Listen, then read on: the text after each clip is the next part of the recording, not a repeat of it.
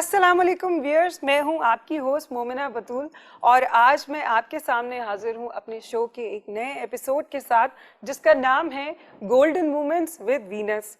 Viewers, आज मैं show शुरू करने से पहले आप लोगों से कुछ कहना चाहूँगी कि जैसे कि आपको पता है कि आजकल गर्मी बहुत ज़्यादा बढ़ चुकी है, तो मेरी आप सब लोगों से एक हम्बल रिक्वेस्ट है कि प्लीज़ आप लोग अपनी छतों पे परिंदों के लिए पानी ज़रूर रख दिया करें, क्योंकि गर्मी की वजह से इंसानों का इतना बुरा हाल है, तो आप सोचें कि ये परिंदों का क्या हाल होता होगा। एनीवेज, हम अपने शो को कंटिन्यू करते हैं और आज के जो हमारे गेस्ट हैं वसीम कैसर साहब हमारे शो में हमारे साथ मौजूद हैं। अस्सलाम वालेकुम सर। वालेकुम अस्सलाम। कैसे हैं आप?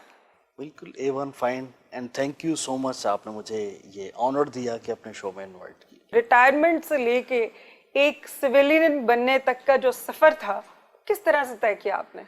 ये एक बड़ा खूबसूरत सफ़र होता है और एट द सेम टाइम ये बड़ा डिमांडिंग सफ़र भी होता है कि आपने उन चीज़ों में जहाँ पर सिर्फ हुक्म लेना और ऑर्डर्स देना शामिल हो, और वहाँ से ऐसे सेटअप में आना, सिविल सेटअप जहाँ पर स्कोप बहुत बड़ा है। That's what I want to know कि और हमारे व्यूअर्स भी जानना चाहेंगे कि एक जो बंदा मतलब फौज में होता है, एकदम से वो एक नॉर्मल सिविलियन की लाइफ किस तरह से अडॉप्ट करता है?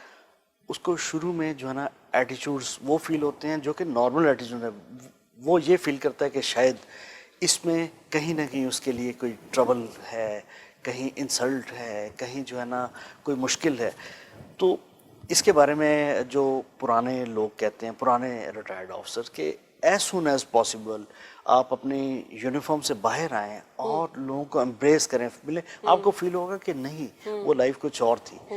और वो एज सून एज पॉसिबल वाला कुछ लोगों के लिए बहुत मुश्किल होता है, बट कुछ लोग जो समझदार हैं वो जल्दी इसमें, यानी कि आपने बहुत समझदारी के साथ एक मतलब रिटायर्ड कर्नल से एक सिविलियन का सफर तय कर लिया।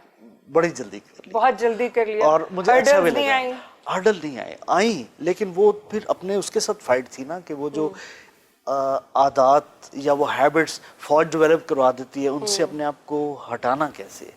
तो वो मुश्किल नहीं था? होता तो है, लेकिन ये तो हर इंसान की अपनी अपनी फाइट है ना, कैसे करता है। तो आपने वेरी वेरी सुन। तो आपने किस तरह से इसको हैंडल किया?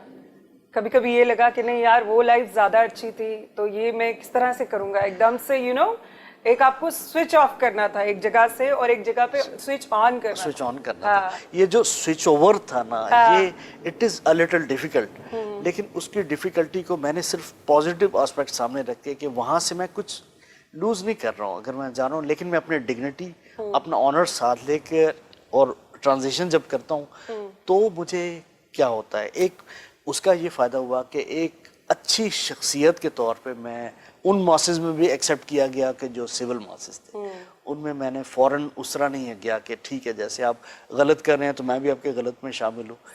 लेकिन वो क्योंकि एक आर्मी अफसर से भी बहुत कुछ एक्सपेक्ट किया जाता है, तो मैंने उस चीज़ को भी मेंटेन रखना था और इट वाज गुड। मैं हैप्पी हुआ और जिन लोगों के साथ मिला उनको भी हैप्पी किया और एक अच्छा एक सफ़र मेरा रहा। As a good human being. As a good human being you. अच्छा, रिटायरमेंट से पहले आपने कितना अरसा फौज में गुजारा? It is good about 27-28 years। 28 years। और मैं ट्रेनिंग को शामिल कर लूँ तो ये ओवर 30 बन जाता है, बट मैं उसको ट्रेनिंग को नहीं शामिल करूँ बिकॉज सर्विस तो स्टार्ट वहाँ से होती है जब प्रैक्टिकली आपको रैंक पुट ऑन किया जाता है और आपको जिम्मेदारियाँ दी जाती हैं, यू आर इनटू इट। तो मैं उसको 25 years 26 years, मतलब तब आपको एहसास होता है कि now I am the responsible, मुझ पे अब रिस्पॉन्सिबिलिटी है इस मुल्क को लेकर चलने की। और ये होता है एहसास, ये जो है ना, आर्मी एक इतना खूबसूरत और इतना अच्छा और इंस्टीट्यूशन है, वो शुरू से ही ये चीज़ जहन में डालता है कि आपने मुल्क के लिए काम करना है, अपने लोगों के लिए काम करना है। आपके लोग अगर गलत भी करते हैं तो आपने उनको ठीक करना है, वो आपके दुश्मन नहीं है। मतलब आपने उनको राह रास्त पे लाना है, सही ट्रैक बताना है। तो इसमें आपको मतलब उस 25 या 27 ईयर्स के अरसे में आपने मतलब किस तरह से अपनी ड्यूटी को निभाया इस मुल्क की खातिर? मैं चूँकि एक इन्फेंट्री ऑफिसर हूँ। इन्फेंट्री ऑफिसर होने का मतलब ये है कि आपका बहुत सा टाइम सिर्फ बॉर्डर्स पे होने का मतलब है मुल्क के दिफा में सर्फ हुआ, वो सिर्फ दिफा नहीं कि आपको दिफा में रहते हुए किसी पे हमला करके भी अपना दिफा करना होता है। क्यों हमारे बॉर्डर्स पे रहने वाले दुश्मन हमारे पर ज्यादती करें, हमारा इलाका छीन लें। तो मेरा जो है ना ज़्यादा इन्फेंट्री में होने की वजह से टाइम उधर गुजरा। अच्छा। अब इसको जो आपने पूछा कि मुझे इसको कैसे हैंडल किया, तो it was a difficult phase for me. लेकिन जब मैं आर्मी में था, एनर्जीज का लेवल भी वो था, मोटिवेशन लेवल भी It कुछ was और very होता tough, you know. है। इट वाज रियली मतलब टफ। आप 24/7 जो थे वो आप सरहदों पे थे। सरहद पे मैंने अपने बच्चों को रेज होते हुए नहीं देखा, क्योंकि अच्छा। इसलिए नहीं देखा कि मेरा तो उनके साथ सिर्फ शायद 10% टाइम गुजरता हो। हाँ। मैं तो बॉर्डर्स पे हूँ, मैं तो बिल्कुल। इस पोस्टिंग पे हूँ, मैं तो दूसरी पोस्टिंग पे हूँ, और मेरी कुछ पोस्टिंग्स भी ऐसी रही मिस कि करते थे मिस उनको। करते मिस तो करते Obviously. मिस तो करते हैं इंसान। एक एक ह्यूमन भी तो आपके अंदर बसता है, चाहे वो एक आर्मी अफसर हो, चाहे वो एयरफोर्स में हो। इसीलिए कहा जाता है कि जब तक हमारी फौज जो है, जो हमारी सरहदों पे हमारी मुल्क की हिफाजत कर रही है, जब तक वो वहाँ मौजूद हैं, तभी हम लोग सुकून की नींद सो सकते हैं। जी, इसमें मैं एक चीज़ ऐड करना चाहूँगा कि कहा जाता है, नेपोलियन ने कहा था कि अगर आपकी फौज आपके मुल्क में नहीं है ना, तो फिर दुश्मन मुल्क की फौज आपके मुल्क में होगी। अब इसको समझने वाली बात है, बहुत गहरी बात है कि हमारी फौज नहीं है तो फिर दुश्मन मुल्क की फौज है, तो वो हमें वो चीज़ें उन चीज़ों पर लेकर जाएगी कि जो हमारे नहीं है, चाहे वो मजहब से हैं, चाहे हमारी आदत से हैं, हम उनके गुलाम होंगे। बिल्कुल। एक दूसरे मुल्क के, क्योंकि वो अपने रूल्स और अपने प्रिंसिपल्स लेकर आएंगे आपके मुल्क में। तो इसलिए हमें जो है ना अपनी फौज को सपोर्ट करना है। वो हैं तो हम हैं। तो जब आप बॉर्डर पे होते थे, तो ऑब्वियसली जब सामने दुश्मन हमला करता था तो आप लोग भी करते थे। जब उस वक्त आपके दिमाग में क्या होता था कि लाइक आपको लगता था कि बस आज जैसे होता है कि बस दुश्मन ने मारा तो आज तो गया मैं, कभी ऐसा सोचा? नहीं, जब बॉर्डर पे होते हैं ना और पूरे जो है ना आपके सामने सिनेरियो और फीलिंग्स और आपके दिल में मुल्क की मोहब्बत मौजूद, फिर ये चीज़ बहुत पीछे रह जाती है कि मैंने जीना या मरना। हमें ये होता है कि ये क्यों आया, इसने एक इंच भी अंदर आने की जरूरत कैसे की। ओके।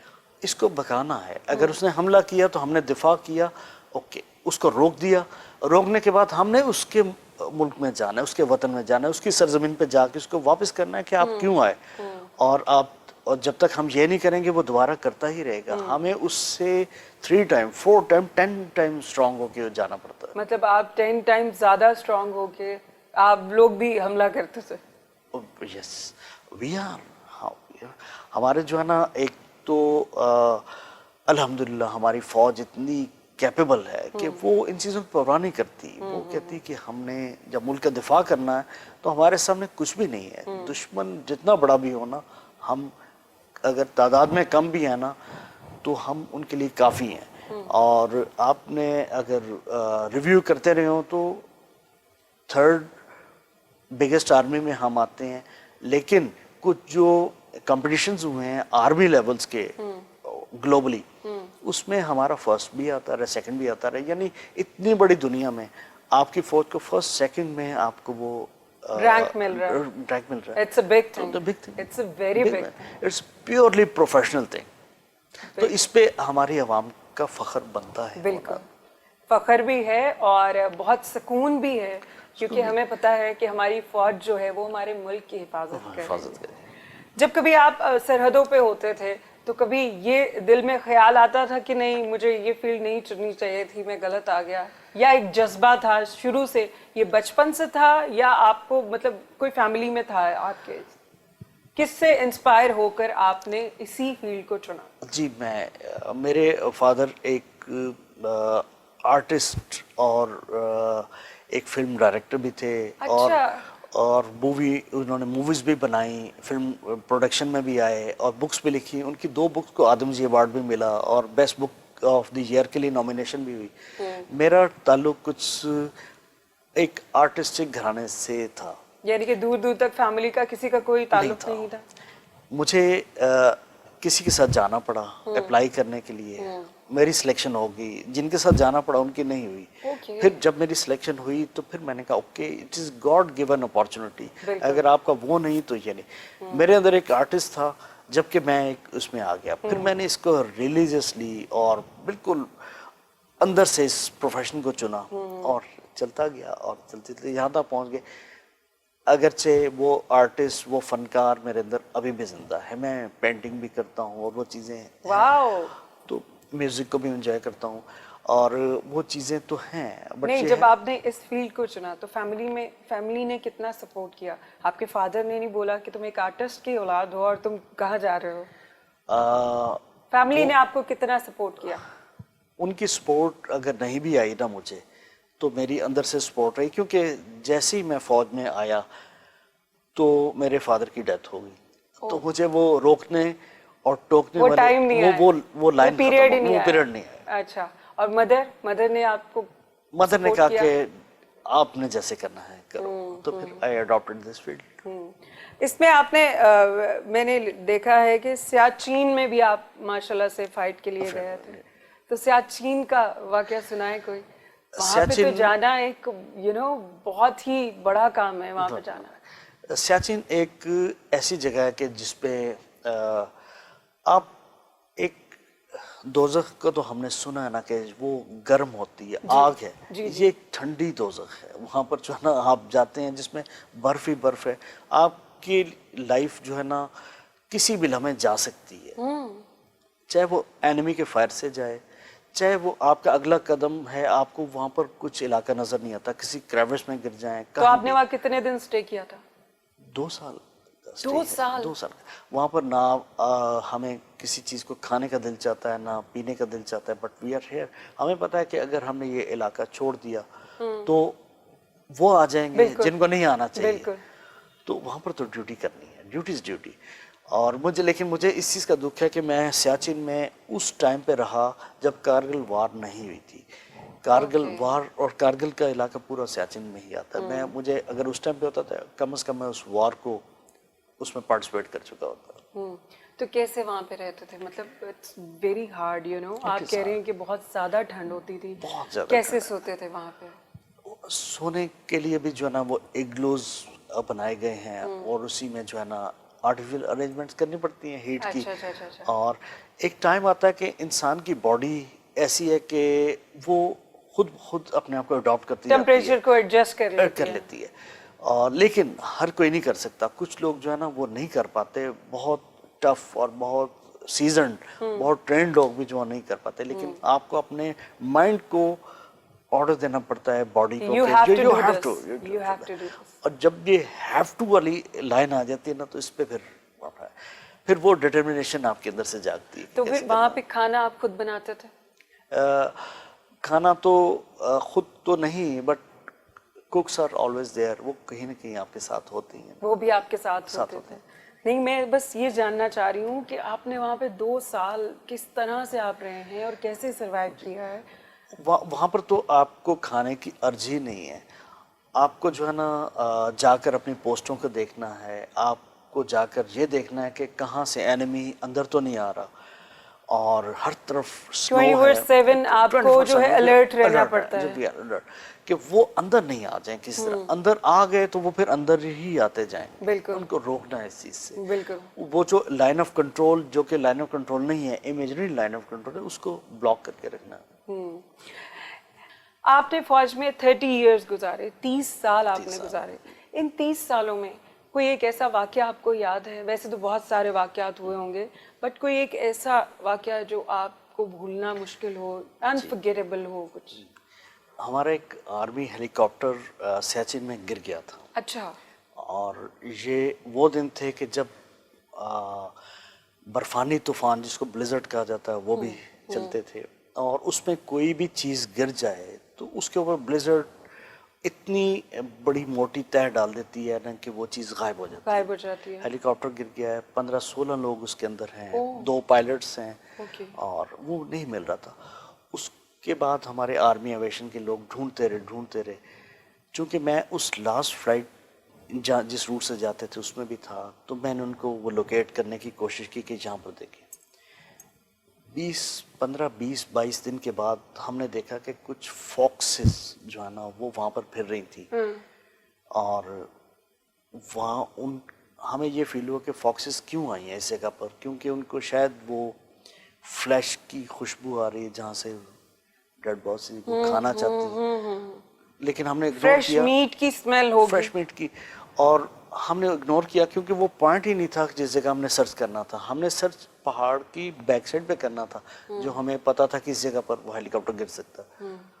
अब जब वो वहाँ पर आती थी तो हमने उनका फोकस किया कि ये किस जगह आती हैं, वहाँ पर आए, लेकिन इतनी दबीज तहें थी उस बर्फ की तह थी कि वो नहीं चल रहा था। फिर भी हमने कंटिन्यू किया और वहीं पर वो हेलीकॉप्टर भी निकल आया और वो डेड बॉडी भी निकल आई। Oh my God. तो ये मुझे आज तक नहीं भूलता कि वो कैसे, कि हम अगर ये फॉक्सेस वो ना आती तो हम डिटेक्ट ही ना कर पाते, वो वहीं पर रह जाती। बिल्कुल, यहीं से हम अपनी बात को कंटिन्यू करेंगे। व्यूअर्स, मैं जा रही हूँ एक ब्रेक पे, मिलते हैं आपसे ब्रेक के बाद।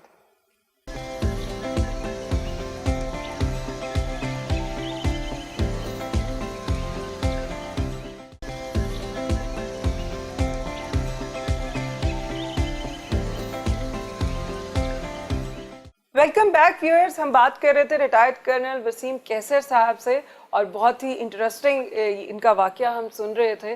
तो at that time you was there, जब वो 16 डेड बॉडीज निकली, आप वहीं पे मौजूद थे।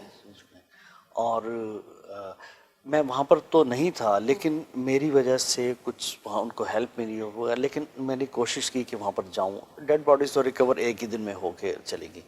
और इसके अलावा भी बहुत सारे वाक़यात एक आर्मी अफसर की ज़िंदगी में होते हैं। बिल्कुल। और कुछ याद रह जाते हैं, कुछ डिस्टर्ब करते हैं, सोचने पे भी कुछ वो है। आप सबसे जो डिस्टर्बिंग चीज़ें आज भी याद आती हैं कि आपके साथ आपका कॉमरेड मौजूद है, चाहे वो एक ऑफिसर है या जवान है, उसको एनिमी हिट करता है बुलेट से, किस तरह भी है, ग्रेनेड से या किसी भी रॉकेट से, वो मर रहा है और आपको उसको देखना है या फिर आपको दुश्मन को जवाब देना है। तो आप उस कश्मकश में होते हैं, मैं इसको बचाऊं या उनका जवाब दूं। उनका जवाब नहीं दिया तो बढ़ते आएंगे, इसको नहीं अटेंड किया तो ये चला जाएगा। तो मैं कहाँ रहूं, ये सबसे मेरे लिए हमेशा से मुश्किल रहा है कि वहां पर उसको आने से रोकना है या इसको जाने से रोकना। फिर क्या किया आपने? फिर कभी इनको देखा कि और कभी उनको देखा। तो जो मतलब जिनको लगती थी गोलियां या आप कह रहे हैं तो वो बच जाते थे या आपके सामने एक्सपायर हो जाते थे? मेरे सामने भी हुए। आखिरी टाइम पे लोग पानी मांगते भी गए हैं इस दुनिया से, लेकिन मैं उनकी मौत तो नहीं रोक सकता था, लेकिन दुश्मन को आने से जरूर रोक सकता था कि शहादत आपके लिए लिखी हुई थी। बिल्कुल, कोई बात बिल्कुल, नहीं, बिल्कुल। आप कलमा पढ़ लें और चले जाएं। आप 3 मिनट 4 मिनट ज़्यादा जिंदा रहेंगे और आपको हेल्प आने में भी बहुत टाइम लग जाएगा, लेकिन अगर मैंने आपकी तरफ तवज्जो दी तो वो लोग बहुत अंदर आ जाएंगे। मुझे उनको रोकना, हमारे मुल्क में घुस जाएंगे, उनको घुसने से रोकना। तो ये मेरे लिए आज भी तकलीफ देह है। वो रूहें सामने आती हैं। मतलब आपको आती हैं यादें, आती हैं, यादों में वो लोग आते हैं और कभी उनके कभी चेहरे आते हैं। उनके चेहरे आते हैं। तो इससे ये साबित होता है कि एक फौजी जो होता है वो सिर्फ एक फौजी नहीं होता है, उस एक इंसान भी होता है, उसके अंदर फीलिंग्स होती हैं और वो फील करता है। कभी दुश्मन मुल्क पे हमला करने से पहले आपके दिल में ये ख्याल आया कि वहाँ पे दूसरे मासूम लोग भी मारे जाएंगे? जी, हम पाकिस्तान फौज हमला नहीं करती, इसलिए नहीं करती कि हमारी एक पॉलिसी है कि हम दिफा करेंगे अपने मुल्क का और किसी मुल्क पे हमला नहीं करेंगे, किसी मुल्क के साथ नाजायज नहीं करेंगे। उस सूरत में कोई भी मुल्क हमारे अंदर एग्रेशन करता है, अटैक करता है, तो हम उसका दिफा करके उसका जवाब जरूर देते हैं। इट मींस कि पहले अटैक वहां से होता है, देन आप उसका जवाब देते हैं। अच्छा। हम खुद से एक ये हमारी कौम या पाकिस्तान एक एग्रेसिव मुल्क नहीं है। बिल्कुल। इसने दूसरों की सरहदों को अपना नहीं बनाना। हम सिर्फ अपने मुल्क का दिफा करते हैं, लेकिन इस दिफा में अगर कोई मुल्क हमारे अंदर नाजायज तौर पे आता है तो फिर उसको मुकम्मल तौर पे जवाब दिया जाता है कि आप दोबारा आने की जरूरत नहीं कीजिएगा। बिल्कुल, इस बात से तो जी जी कंटिन्यू करें। आपके सामने 27 फरवरी वाला वाक्य भी है। बिल्कुल, मैं उसी बात की तरफ आ रही थी कि जैसे दुश्मन मुल्क ने हमला किया था, तो जैसे 27 फरवरी को अभिनंदन आया था पाकिस्तान, तो मैं वही बात कर रही थी। हमने जो कसम उठाई जाती है कि एक एक इंच का दिफा किया जाएगा, और दिफा मतलब है कि दिफा किया जाएगा, उसमें किसी को आने नहीं दिया जाएगा। जो जो जिसकी ज़मीन है वो उनकी है, हम खुद से किसी को मुल्क में जाके कब्जा नहीं करें। जैसे कि इसकी बहुत बड़ी मिसाल है कि फौज ने जब उसको पकड़ा था अभिनंदन को, मुझे अभी भी याद है, तो उसको बहुत पीसफुली, बल्कि चाय पी के गया था वो यहाँ से। उसकी चाय तो बहुत मशहूर है। उसको अच्छे अंदाज से एक ऑफिसर लाइक ट्रीटमेंट दी गई। उसको एक जेनेवा कन्वेंशन भी कहता है, अगर जेनेवा कन्वेंशन छोड़ दें, किसी को भी ना बताते, ये वीडियोस भी खत्म हो जाती, उसको अंदर ही अंदर पता ही नहीं चलने देते, क्या था, वो गायब भी हो सकता था। बिल्कुल। लेकिन उसको एक मुल्क को वापस किया गया, क्योंकि ये एक डिग्निटी है कि आप अगर गलत करते हैं तो हम गलत नहीं करते। पाकिस्तान एक ऐसा मुल्क नहीं है। एक मैसेज था, not only to India, to the entire world.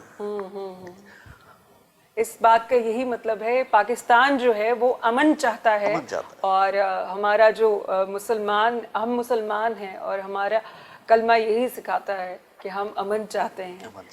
Anyways, बहुत सारी बातें आपसे की, बहुत ही मतलब अच्छा चल रहा है सब। आपकी रिटायरमेंट के बाद अभी आप क्या कर रहे हैं? करंट जो है वो मतलब क्या चल रहा है आपकी लाइफ में? जी, करंट में इम्पोर्ट के बिजनेस की तरफ आना चाह रहा हूँ, कुछ कर भी रहा हूँ इसमें। और जबकि इससे रिलेटेड मुझे जो ना कुछ मैं अपनी टीम डेवलप कर रहा हूँ कि मुझे राइट लोग मिल जाएं जिसमें मैं कर पाऊँ।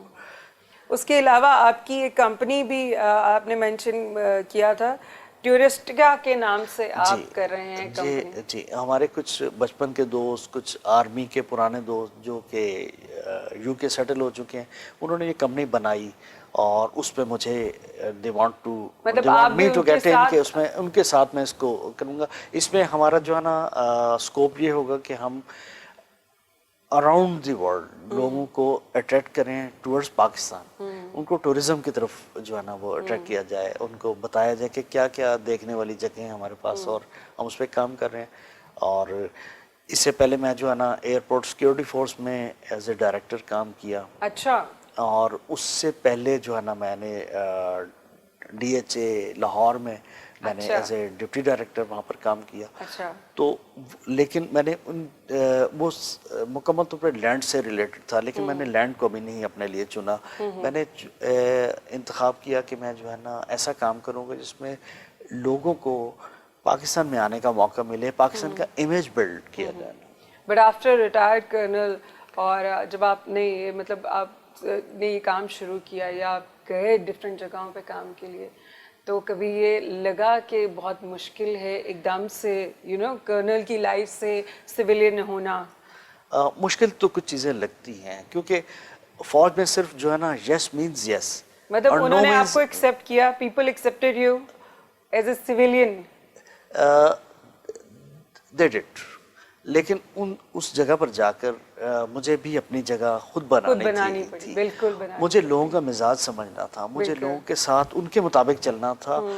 जहाँ पर गलत है उनको मुझे पोलाइटली बताना था ये गलत है, और जहाँ ठीक है तो उस ठीक में मुझे इन होना था। बिल्कुल। आपको क्या लगता है हमारे मुल्क में, पहले तो चले आप फौज में थे, फौज में तो वही मतलब जो राइट है वही राइट है, बट एज एन सिविलियन आप क्या देखते हैं यहाँ पे लोग गलत को गलत बोलते नहीं बोलते, गलत के साथ चलना जो शुरू कर देते हैं? आपको कभी किसी ने बोला कि नहीं ये गलत है तो तुम भी करो? किस तरह से मैनेज किया आपने उस चीज को? उसको मैंने ये किया कि बजाय कि उसी फ्लो में इन होने बजाय उनका साथ देने के हाँ। उनको समझाने की कोशिश की कि आपका आज का शॉर्ट टर्म बेनिफिट इस गलत करने से हो रहा है, बट एक लॉन्ग टर्म जो है ना आप मुल्क को नुकसान पहुंचा रहे हैं, नेशन को नुकसान पहुंचा रहे हैं। आप पाकिस्तानियों का कर रहे हैं, आप अपना पेट तो भर लेंगे लेकिन आप कितने लोगों को रोजी से महरूम कर जाएंगे। समझाने की कुछ, जो समझता गया वो मेरे साथ रहा, जो नहीं समझता गया उनको मैंने छोड़ दिया। वो आहिस्ता आहिस्ता खुद ही कटता चला जाता है ऐसा बंदा, क्योंकि सही इंसान के साथ हर कोई नहीं चल पाएगा। खैर, आपसे बहुत सारी बातें की, बहुत मज़ा आ रहा है आपसे बात करके। तो अब ज़रा हम अपने शो को नॉर्मल करेंगे। बहुत सारी हमने ऐसी बातें इनसे जानी हैं कि जो हम या आप लोग नहीं जानते। स्टार्ट करेंगे हम आपके बचपन से। आप बचपन में आप किस तरह के थे? बचपन में मैं एक बहुत ही पोलाइट या फिर बहुत लड़ाकू बच्चा नहीं, थे? किस मैं तरह के थे? बिल्कुल लड़ाकू नहीं था, बिल्कुल स्पोर्ट्स से मैं दूर था। मैं अपने ड्राइंग में इन्वॉल्व रहता था। अच्छा। और स्कूल से आने के बाद मैं या म्यूज़िक सुनता, और ये वो दौर था हमारे बचपन में कि जब टेप रिकॉर्डर्स और radio was the only entertainment, कि इस पे आप ये सॉन्ग किस ईयर सुना की करते बात थे। कर रहे हैं आप?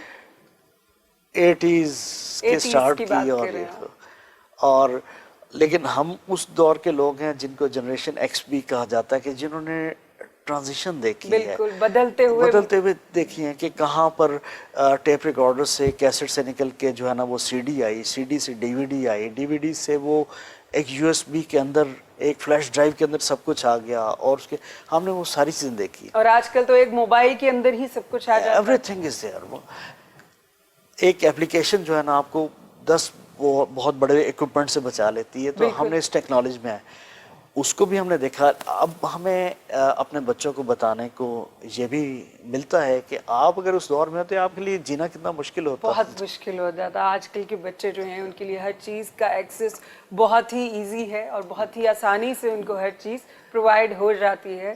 खैर, बचपन में कभी आपको मार पड़ी?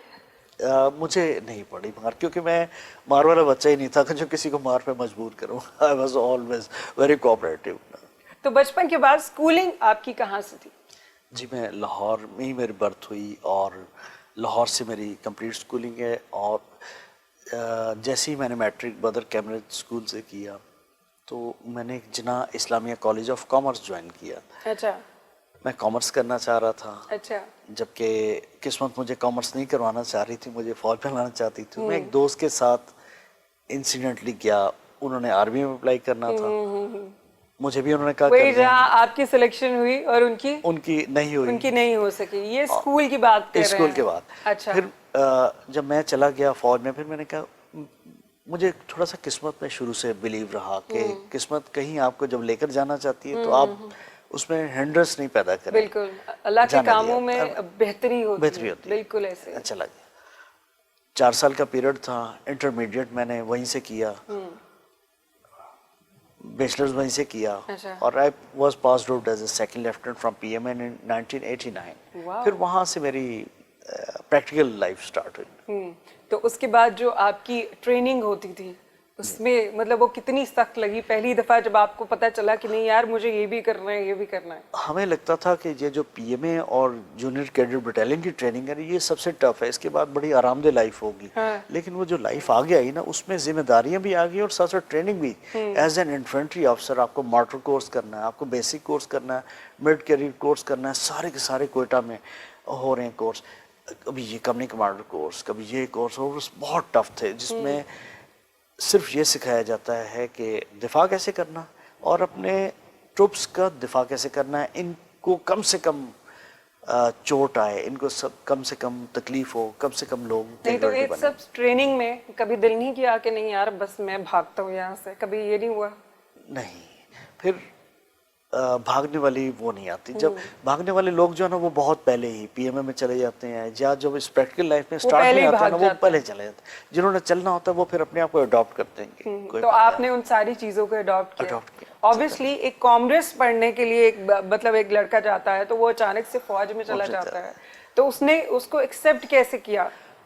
वो ये स्विच, ये इसी को शायद फ्लेक्सिबिलिटी कहते हैं कि इंसान जिसको मैं सब बच्चों को भी कहता हूँ जो मिलने वाले, कि अपने आप को आप फ्लेक्सिबल रखिए।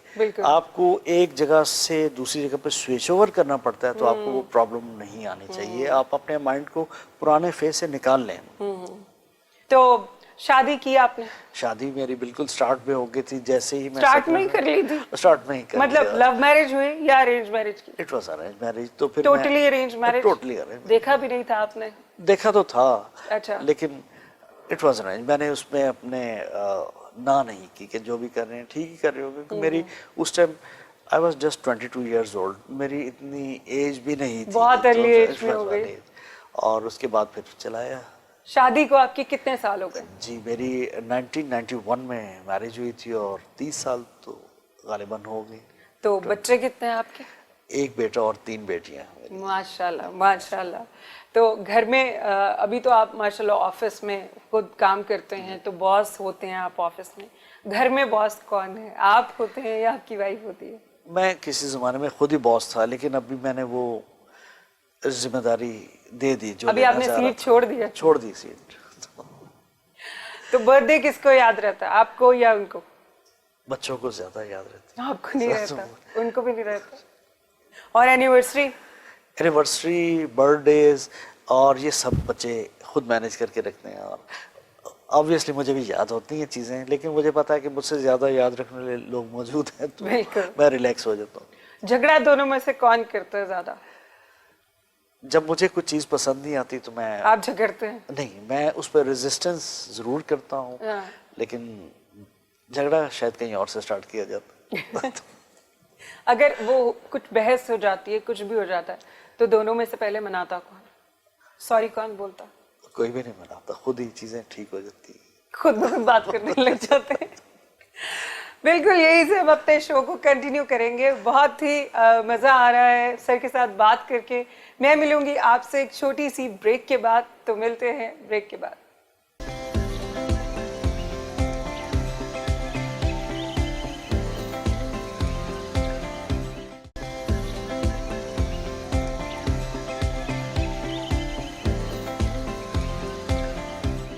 Welcome back viewers. हम बात कर रहे हैं वसीम कैसर साहब से, और रिटायर्ड कर्नल हैं ये, और बहुत ही मज़े की चिट चैट चल रही है हमारी इनके साथ। सर, आपसे एक सवाल जो है वो पहले भी मैं पूछना चाह रही थी, लेकिन चलें अभी पूछ लेती हूँ। आपने कभी जिंदगी में मोहब्बत की, प्यार हुआ कभी किसी के साथ? बड़ा सोच के जवाब देना पड़ेगा, लेकिन नहीं, इसका कोई बात नहीं, दिल खोल के जवाब दें। हुई, बिल्कुल जरूर हुई, और मेरी शादी से पहले भी और फिर शादी के बाद भी हुई। शादी से पहले भी हुई और शादी के बाद भी हुई। लेकिन जिससे हुई वो शादी नहीं मैं कर सका, तो मेरी अरेंज मैरिज होगी। शादी के बाद किसी से मेरी मोहब्बत जरूर हुई, लेकिन अब उसको हम नहीं मैनेज कर पाए। हाँ। शायद वो मेरी आज दूसरी वाइफ होती। अच्छा, तो कभी अफसोस होता है इस बात पे कि काश मैं उसको अपनी वाइफ बना लेता? मुझे नहीं अफसोस होता, उनको जरूर होता है अफसोस कि it's a very first time कि कोई बंदा कन्फेस कर रहा है कि शादी से पहले भी मोहब्बत हुई और शादी के बाद भी हुई, और वो वाइफ से नहीं हुई। आपको पता है ये शो घर भी देखा जाएगा आपके? देखा जाएगा। मुझे मतलब आपकी वाइफ को पता है? She knows about everything? She knows, क्योंकि जब आप किसी को वाइफ के स्टेटस पे लेके आना चाहते हैं तो घर में पता चल जाता है। हाउ स्वीट, आप सब बता देते हैं वाइफ? बता देते हैं। इस तरह के मर्द कहाँ मिलते हैं जो अपनी वाइफ को सब कुछ बता देते हैं। एनीवेज, मुझे ये बताएं, वाइफ के साथ लॉन्ग ड्राइव पे जाते हैं? जी, अक्सर। गजरे लेके दिए कभी उनको? खाना बनाया कभी उनके लिए? उनको मेरा खाना नहीं पसंद है। वो कहती है जो बनाए आप खुद ही खाएं, हाँ, हमारी चॉइस नहीं है। तो ऐसा क्यों, अच्छा नहीं बनाते? नहीं, मैं बनाता हूँ, लेकिन वो उनकी वो नहीं है, वो उनकी चॉइस नहीं है। मुझे अपनी चॉइस की से फिर मैं खुद कभी कभी ट्रायल के लिए बना लेता हूँ। ये भी पहली दफा हम देख रहे हैं ये आज का शो जो है वो बहुत ही हैपनिंग वाला है, क्योंकि ऐसा कभी हुआ नहीं है कि कोई गेस्ट आके बोले कि मैंने खाना बनाया, मेरी वाइफ ने नहीं खाया। खैर, आपको खाना चाहिए था। बच्चे जरूर खाते हैं मेरी कुकिंग। मेरे दोनों बेटियां बड़ी पसंद करती हैं। मेरी जो सेकंड और थर्ड वाली बेटी है वो पसंद करती है। तो किस तरह का खाना आपको पसंद है, मतलब किस तरह का बनाते हैं? चाइनीज है, कॉन्टिनेंटल है या देसी? मैं देसी फूड ज्यादा पसंद करता हूँ। मतलब खुद भी देसी बनाते हैं? मैं बनाता ही देसी हूँ, क्योंकि वो उस तरह की जो चीज़ मैं चाहता हूँ वो शायद नहीं बना पाते, तो मुझे वो जो फ्लेवर चाहिए होता है वो मैं खुद ही उसमें लेकर आता हूँ। Well, that's very good. और क्या बना लेते हैं अच्छा देसी में? देसी में तो मैं I love to make mutton kadhai, Shinwari कढ़ाई, और ये मुझे पसंद है इस तरह की। चलें, बिल्कुल आप किसी दिन बनाइएगा, हम तो, जरूर खाने आएंगे। sure. मैं मजाक कर रही थी। एनीवेज, आगे चलते हैं। अगर आप कभी फ्रेंड्स में होते हैं और घर से कॉल आ जाती है फैमिली की कि you have to be here, मतलब आपको यहाँ होना चाहिए, तो आप क्या करते हैं? आप फ्रेंड्स को ज्यादा टाइम देते हैं या फैमिली को? दोनों में से किसको चुनेंगे? मैं पहले तो उस सिचुएशन को असेस करता हूँ कि अच्छा। मेरा जाने से वो उनके मसाइल हल हो जाएंगे। अगर उसका कोई सोल्यूशन निकलता है तो वो मैं सोल्यूशन मैनेज करके फ्रेंड्स के साथ ही रह जाता हूँ, अगर नहीं तो फिर मैं इमीडिएटली फ्रेंड्स को छोड़ देता हूँ। दोनों में से प्रायोरिटी जो है वो डिपेंड करता है, सिचुएशन पे डिपेंड करता है वो। सिचुएशन पे डिपेंड करता है। मैं जज्बाती नहीं होता कि उनकी कॉल आई है, सिचुएशन को हैंडल मतलब आप बहुत काम रहते हैं। कम रहते हैं।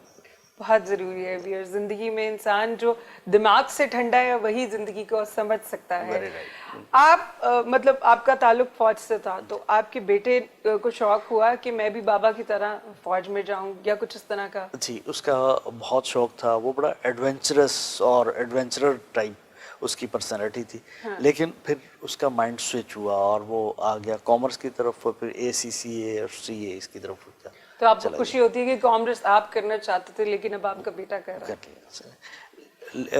इतनी खुशी उसमें नहीं होती, लेकिन मुझे जो अपनी बेटी को देख कर खुशी होती है कि जो हमारे फादर चूंकि फिल्म डायरेक्टर भी रहे हैं, मैं नहीं बन पाया, तो मेरी बेटी ने मीडिया साइंसेस में ग्रेनिच से किया है। उसने अच्छा। सारा थीसिस भी अभी कंप्लीट हो गए।